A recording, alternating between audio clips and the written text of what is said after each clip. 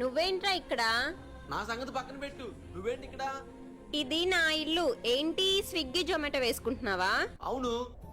దేవుడు అనేవాడు ఉన్నాడు. ఆ రోజు మా ఫ్యామిలీ మాట విన్నా కాబట్టి ఇప్పుడు ఇలా ఉన్నా, లేదంటే నీతో పాటే చెట్టు కింద పుట్ట కింద బతికేదాన్ని. తలదించిన చాలే. ఆ రోజే కెరీర్ మీద ఫోకస్ చేసి ఉంటే ఈ రోజు ఈ పరిస్థితి ఉండేది కాదుగా. నా అంత రేంజ్ లో కాకపోయినా మాది రేంజ్ లోనే ఉండేవాడివి.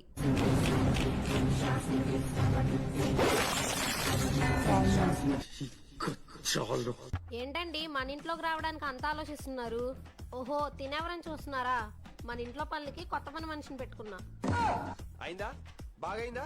ప్రతిదానికి ఓవర్ ఎక్స్ప్రెషన్. ఇప్పుడు అవునా, ఇవి పెట్టుకొని చాలా మంచి పని చేసావు. అనుకున్నదొక్కటి అయినది ఒక్కటి. అమ్మా, అంత కాన్ఫిడెంట్ గా మాట్లాడుతుంటే నేను ఇంకా సొంతిల్లేమో అనుకున్నా.